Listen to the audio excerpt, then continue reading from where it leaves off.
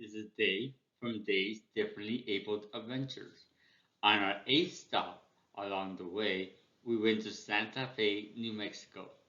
We wanted to share some of the great stops from Lubbock, Texas to Santa Fe and the beauty of Santa Fe. Enjoy! As a differently abled citizen, I want to bring the world to you and show you what it is out there for us.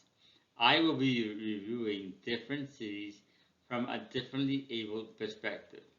Remember to hit the subscribe button to see more and follow us on social media using our link tree. Do not forget to like the video if it has provided you with any new information. On our drive from Lubbock to Santa Fe, we saw a marker that said Billy the Kid gravesite. Turn here. And we did. This is the great thing about road trips. Sometimes you get some unexpected history lessons. This was a cemetery. It was small but historic. This is the grave of Billy the Kid. The tombstone was stolen, and when it was recovered, they shackled it in place so that it would not be stolen again. Billy is buried with his two friends. This is the story of the tombstone, stolen in 1951 and recovered in 1976. Bella and I posed in front of the grave. Note that this is a short walk and is easily done with a cane or a walker. However, it was really windy, so we decided to use the chair. We drove on historic Route 66. No civilization for miles and miles. The wide open spaces, the Dixie Chicks anybody, were intimidating and beautiful at the same time. We made it to Santa Fe. The Loretto Chapel, famous for the staircase with no evidence of structural support. The architect died prior to the completion of the chapel, with no stairway designed to ascend to the choir loft. As a result, the sisters prayed for a solution and were provided with a master carpenter who they believed was sent by Saint Joseph. We really enjoyed the beauty of the Loretto Chapel. We are excited to share it with you. In 1971, the Loretto Chapel was sold to a private family and is no longer controlled by the Catholic Church.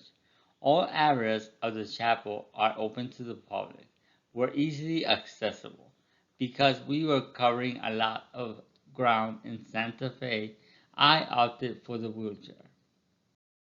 When you enter the chapel, you are immediately impressed by the amount of architectural detail that goes into every facet of the design.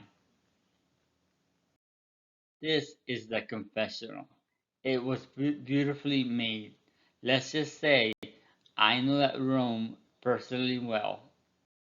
These photos are different views of the staircase to the choir loft.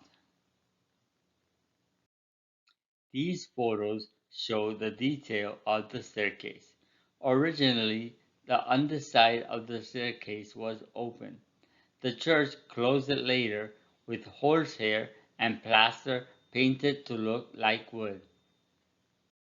The altar included carved filigree painted to look like marble, mosaics of gold, blue, and red tiles, and paintings in vibrant colors. We enjoyed the sculptures throughout the church. We enjoyed the stained glass brought in from Europe. Around the walls were depictions of Christ and his journey to the cross to the death. The architectural details were everywhere, from the tile placement, the lighting, to the carved wood painted to look like marble. This is the Last Supper carved and at the altar. This is me and Christine in front of the Cathedral Basilica of St. Francis of Assisi. These are different views of the cathedral. This is Cathedral Park, which is right by this church. This is La Fonda Hotel in the downtown area. The architecture in downtown Santa Fe was beautiful. We were excited to see a city that kept their architecture true to their design and history. However, they kept up with the infrastructure and we could get around easily. We stayed in the historic El Rey Court. This was not a hotel with an accessible room. Despite this, we wanted to feature the motel as the owners have been very successful in keeping the charm. The rooms were clean and well furnished. These photos are of the interior of the lobby. The hotel featured a bar and a small store. This photo is the exterior of our room. Tomasita's restaurant is a Santa Fe staple. We enjoyed our dinner. We decided to go early and we're glad we did. We were able to sit within 5 minutes. We were also able to miss the crowd. Navigating the restaurant at 5 p.m. when we got there was easier as the restaurant was not super busy yet. When we left at 7, it was very crowded. We were excited for one night out at dinner without Bella. We have been eating on outside patios and we finally were able to eat inside. Cheers! I got the carnitas and Christine got the special of the day, which was a combo. We enjoyed our dinner. Instead of chips and salsa, they gave sopapillas. It is a hollow pastry, and with their honey butter, it was to die for.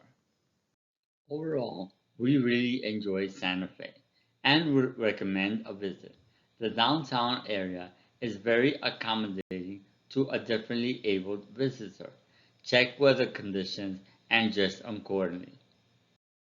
If you found this presentation helpful, please subscribe to this channel and like the video. Please feel free to share this with anyone who could benefit from this information. Please go to my Linktree site for additional information. Bye!